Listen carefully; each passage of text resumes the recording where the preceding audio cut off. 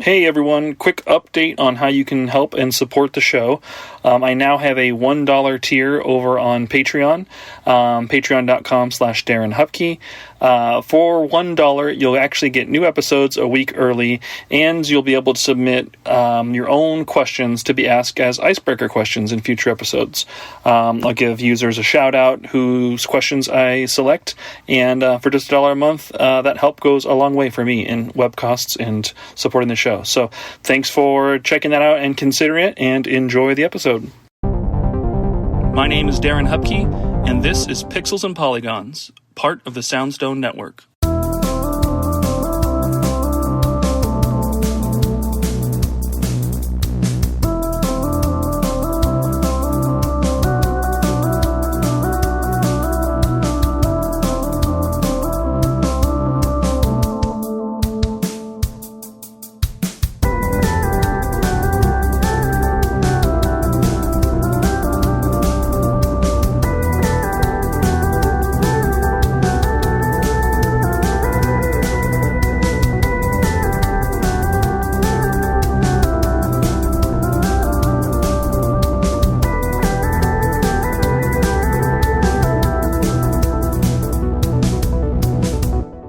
Hey everyone, welcome to a new episode of the show.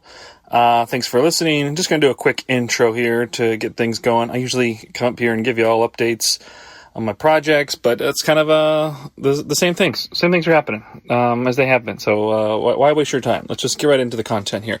Find Retro Game Zine on pixelsandpolygons.net. You can buy digitally over at patreon.com/Darren Hupke/shop. That's actually not just for retro games. You can buy the 32-bit library books there. You can buy Beat 'em Up on physical or digital on either one of those sites. And I've got t-shirts. So check out shirts from the cover art that was done for the Retro Game Zine issues by Rice Spirit. Yeah, check out my stuff. It's all online. It's free stuff on Patreon, digital stuff for cheap, physical books from the website, pixelsandpolygons.net, and tell some friends. Enjoy the episode. We'll be back again next Friday. If you want to listen to episodes early for just $1, you can support the show for as little as $1 a month. That will let you get weekly, 1 week early access to the shows, and you'll also be able to contribute your own questions that I may choose for icebreakers in the future, and if I do, I'll give you a shout out. So simple, fun, hopefully it's cool. Check it out on the Patreon shop, and enjoy the episode. We'll see you all next week. Bye.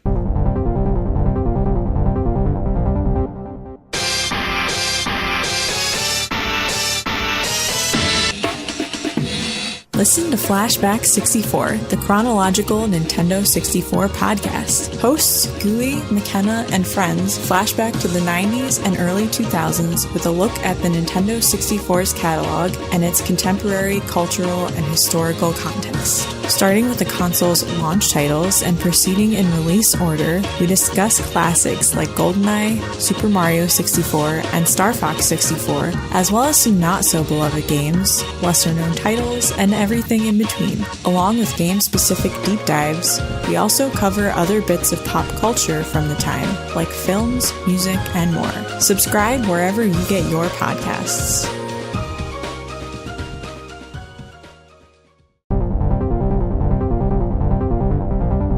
Welcome, everyone, to a new episode of Pixels and Polygons, a conversational podcast about video games. I am Darren Hupke, and we've got a returning guest. It's been a little while, actually, since we've had our friend Jason on the show, but welcome back, Jason. Hello. Hello. It's been 84 years. So, GameRaveTV, PlayStationLibrary.com. Is it just me who noticed you using the PlayStation Library domain to replace GameRaveTV, or has it always kind of essentially been the case? How are things going on your creative front there on that end?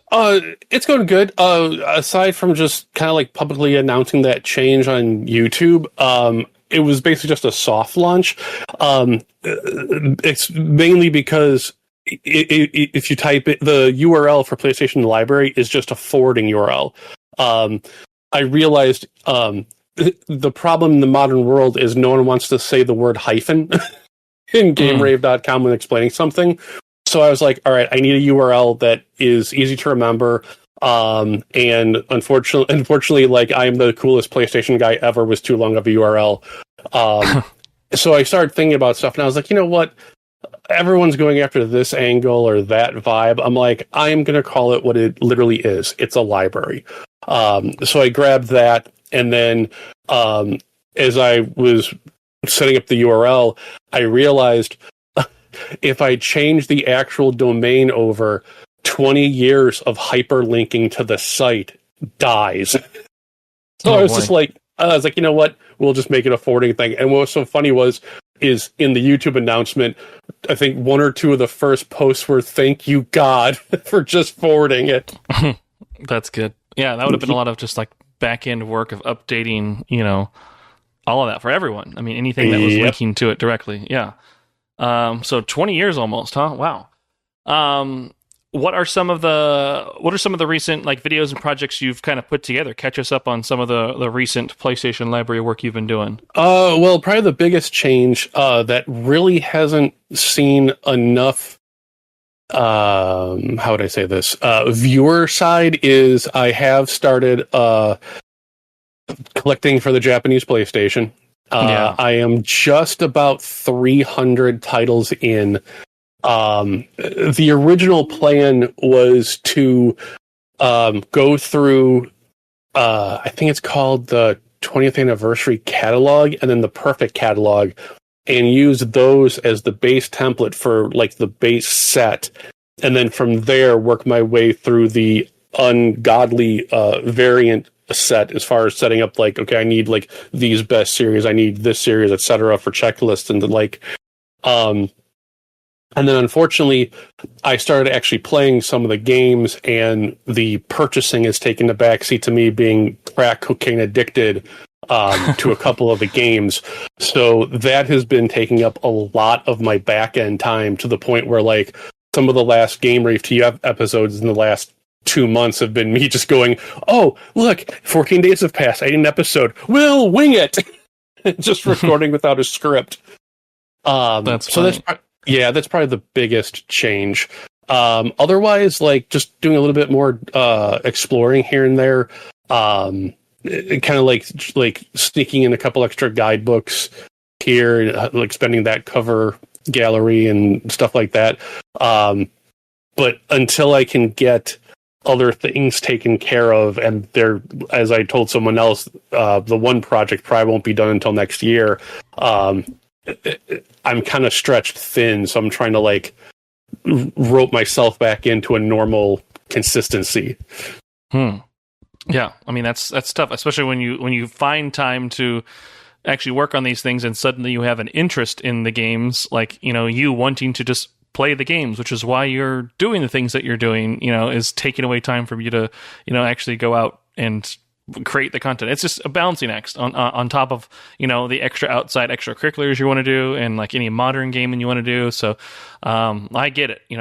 It's not biting off more than you can chew, because we're voluntarily doing these things, but it does add up over time for sure. It does. It really does. And one of the games I got addicted to is called Zixseed, Legend of Plasma Light. This is the one. I think we talked about this. This is the one where you use the you actually use the plastic like model kit like type like components to put onto it. Yeah. Yep. I was gonna say since that last so cool. Yeah, since last we talked, I finished all 256 variant imagery and photography and photoshopping of the model variants. I am currently working on the quote unquote guide part of it, and part of that process is the pilots in the game can affect your damage ratios based on which robot part they have equipped. So the problem is, in order to get that digit, I basically have to like start a fight, pick up controller 2, punch player 1 or kick player 1 just once, and then let the timer tick down to the part swap page, and then I can do the math on the damage screen, and then repeat that process for like 30 different moves per robot per pilot. Wow. yeah, check out Jason's work. Go to PlayStationLibrary.com. Find him on YouTube as well. I'll have the links in the show notes below. But yeah, it's fun. Just like the work of that collector, of that completionist, of that mindset. You know, it's needed. Like I said, I use your data.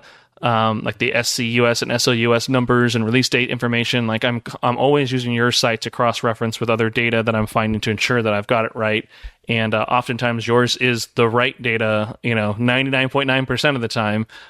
So anybody who's looking for information, data, behind the scenes stuff, like you've got full scans of like the disc art, the back of the case information, like stuff that's utility, but like comes in super clutch for us crazy folks like me who are making books and zines and all that stuff on old games. So I appreciate your efforts, and I will continue to follow along. But yeah, thanks for doing it, Jason. I appreciate it.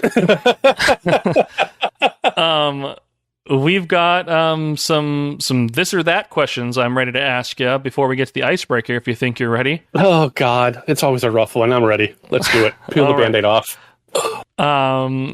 Castlevania or Metroid? Ugh. It depends on the era. If it were NES, Metroid. If it were NES, Metroid. If it were Super Nintendo, Super Metroid. If it were PlayStation, Castlevania by default. by default. By default, yeah. I would say I'm not gonna lie, on the Super Nintendo one, I think if it were like I just need something to play, it'd be Castlevania. If it were like I'm gonna spend the entire month playing this, it'd be Metroid. Okay. Unnecessary sequel or remake? Oh, that's a good one. This is a newer one I've cooked up. See, the problem is with an unnecessary sequel, if you're loyal to the series, you're going to play it anyway just to give it a chance because it might become something cool and new, aka Mass Effect Andromeda. But a remake can make the classic look phenomenal, aka Legendary Edition. I'm going to go with remake. Remake, okay. Graphics or frame rate? If we're based on the decision you have to make on some PS4 and PS5 games, I'm going to go frame rate. Yeah, that's what I've been doing. Yeah, I was playing Kena Bridge of Spirits, and I didn't realize I was already in frame rate mode. And I was like, "Oh, the graphics look pretty cool. Let's see the graphic update." And they started playing 30 frames. I'm like, I can't do this. Yeah, it's one thing if you boot into it and you just start it in the 30 frames, like like a 30 FPS lock. Like, oh, okay, like if you start to like play it and get acclimated there, but if you at all see it running faster or 60 or higher, you're just like, it is just so tough to go back. Like I can't unsee, I can't unsee the frames I'm unseeing in 30 frames per second modes and stuff. When I was younger, I would prefer the graphics. I'd like, no, I want it to look the best. I don't care if it's running Nintendo 64 speeds here. I want it to look the best. But now, let me get that buttery smooth gameplay. Mario Tennis or Mario Golf? I suck at both. I would go with golf just because at least then it's just you against the course and not being, slapped around by a CPU. Mm-hmm. Animal Crossing or Elden Ring? Oh, Animal Crossing. I will take the mortgage over the self-loathing that I can't beat a boss. That's good. Can you tell I'm an adult? And let's do last one, Sonic or Knuckles? Oh, are we talking character or gameplay? Either. This is your this or that. You define this however you need to define this. What? I think I would go Knuckles, just not his stupid era. Like whatever game that was where like they turned him into a dumb big jock with the what do you call those things? Bandages on his hands. Like he was badass in the old Genesis games. Yeah. Okay, cool. Well, thanks for participating in the this or that. We'll move on to an icebreaker before we get to the main topic here. Let's see if I get you with one of these newer ones. Actually, let's just do this one. What was the last arcade game you played? An actual like arcade cabinet and everything. What was the last arcade game you played? Oh, God. If the one up at Best Buy doesn't count, let me think about this for a second. It would have to be 2 years ago at the Midwest Gaming Classic. They had the whole arcade pinball set up. I remember playing the pinball machine. I can't remember what the arcade game was that I played, but I did play it though. I just can't remember it. I've been doing a lot of conventions. I did the Long Island Retro Gaming Expo, last weekend. But then, Portland Retro Gaming Expo, they have a really cool, they've just dozens and dozens, probably more in the hundreds of arcade games, just are free play throughout the weekend and everything as well too. So, their arcade games exist, arcades themselves may not, but, there's still diehard people preserving and maintaining these that have them, and they get to show up to, like an on tour, retired musician kind of propped back up on stage to get out there to play at these places.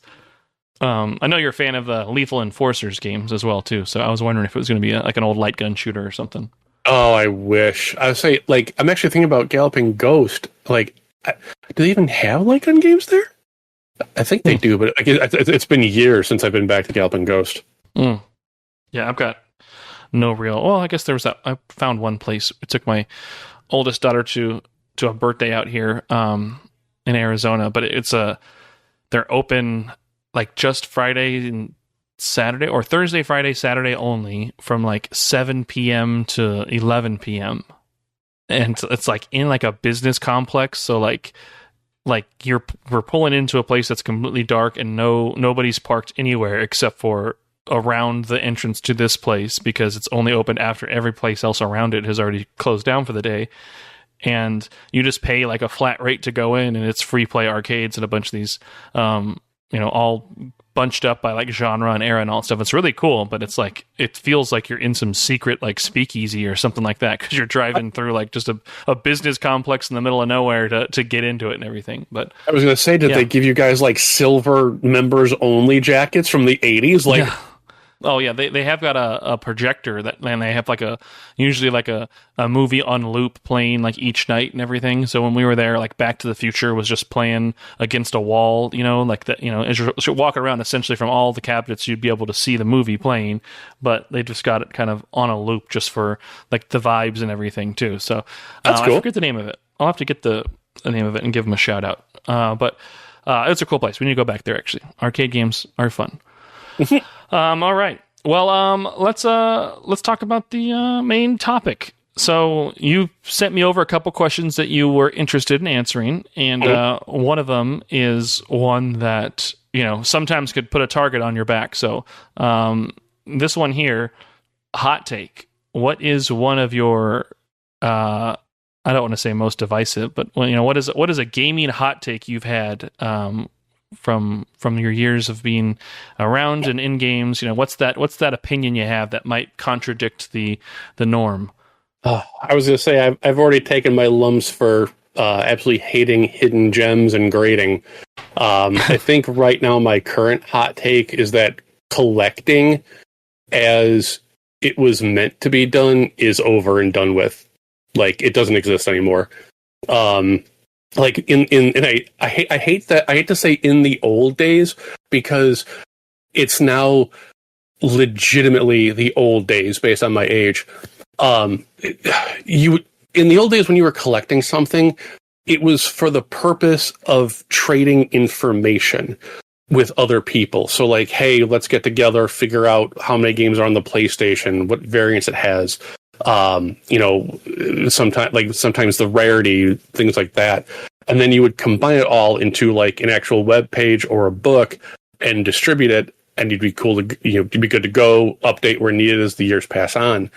And in the modern era, that has just all given way to Instagram posts and like buttons and, what's the craziest, dumbest thing I can put to a YouTube video just to get the views and the clicks. And I think after the last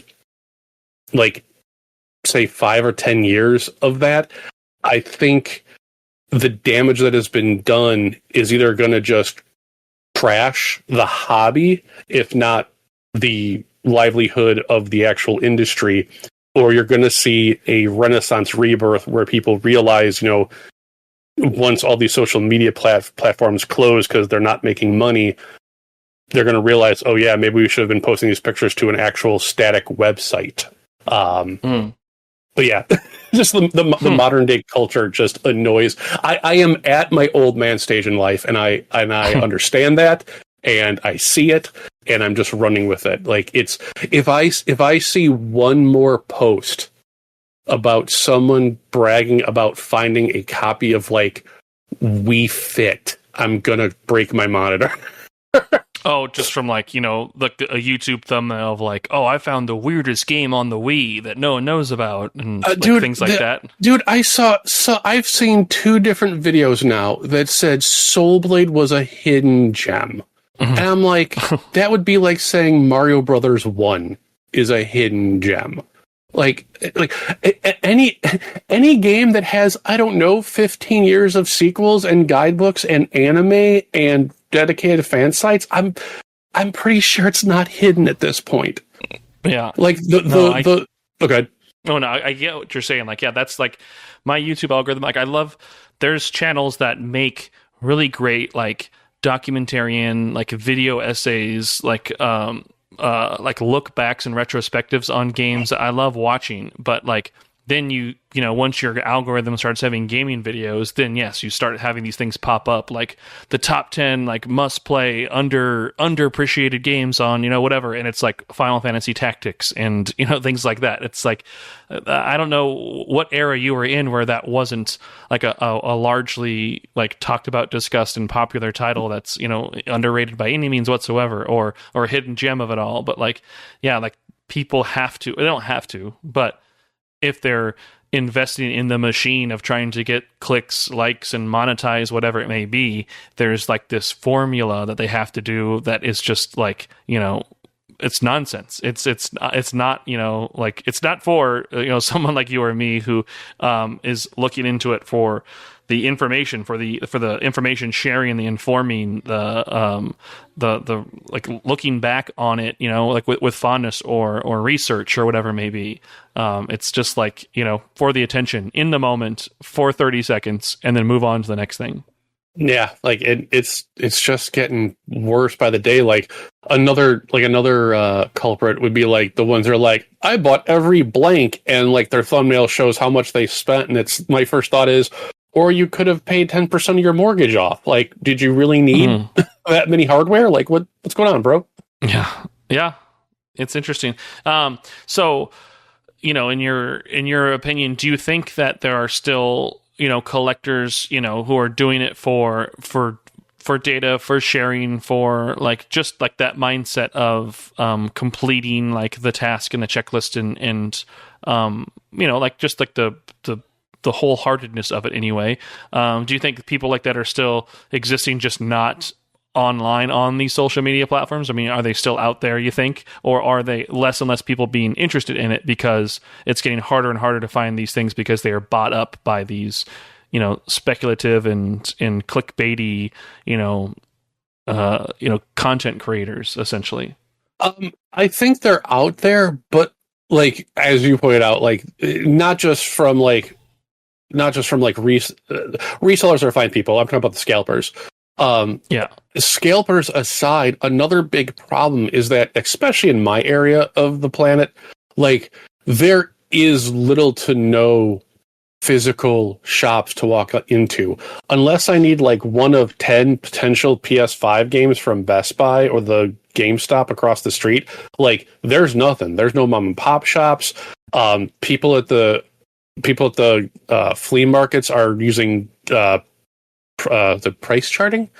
Like, there's like, it's like, bro, like if not to intention of scamming the person at the flea market of what they're selling, but if you're going to sit there and check prices in real time rather than just have them pre-priced from the night before, why would I bother buy from you when I can just do that at home in air conditioning on eBay? Like, it it just doesn't, like, I think another part of the problem too is that I believe, if I have a better phrase, the hardcores are still out there doing the legwork, but because of how, depending on what they're looking for, like if you're going for a full switch and you're actually going to document everything, hey man, more power to you. I hope you have enough, memory sticks to install and all the DLC and stuff.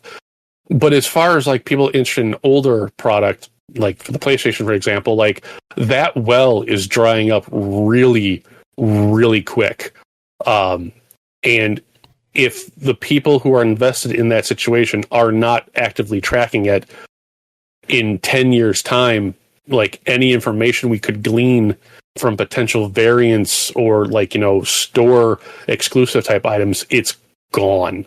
And I think that's what scares me the most, especially when in the modern collector, like you might be going for a full Switch set, but then Nintendo says, oh, by the way, if you don't play the cartridges at least once every 5 years, the data corrupts. So it's like, oh, that sounds fantastic for sales bins and like old inventory stock. Yeah. It's just scary. Well, I guess that's why it's, it's good to have people who preserve games like, in alternative ways, like your website and things, or like, like the people who make those great like analytical or documentarian style like video essays and things like that, where you can kind of still like look back and have this data and have this information and participate like in the game essentially without having to have the game, because as things get harder and harder to find, I'm still hopeful that at some point there is some type of digital preservation. I know there's sites that even help do that while they don't redistribute the data for legal reasons, but still like capturing the data to have from a preservation standpoint. It's just kind of important to do those types of things, and hopefully one day there's a way that people can access and find these things and enjoy it. But until that time, at least find the ways that you can play them and enjoy them and find them, and don't, if you have something special and something unique, like share that out and have people be informed about that, so that information can be preserved somewhere, like on PlayStation Library.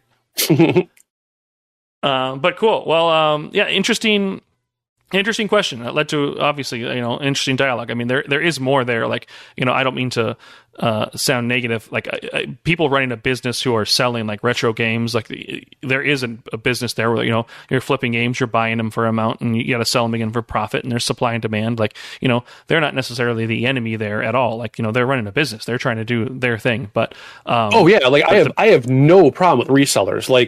Like. Especially resellers who are willing to take in the disc only, the cart onlys, like, give me your tired and you're broken and repair it. Those guys are fine.